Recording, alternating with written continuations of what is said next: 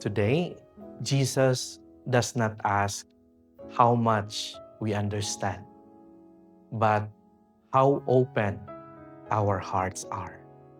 In today's gospel, Jesus speaks of a sower who scatters seeds generously. The seed is the same. The difference is the soil. Some seeds fall on the path, some on rocky ground, some among thorns, and some on good soil. Jesus is gentle but honest. The problem is not the Word of God. The problem is our hearts. Sometimes we are too busy. Sometimes we give up too quickly. Sometimes worries slowly choke our faith.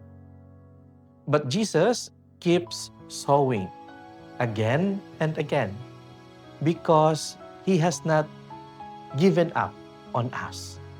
Today, ask for one grace. Lord, make my heart good soil. Not perfect, just open. And God will do the rest. Amen.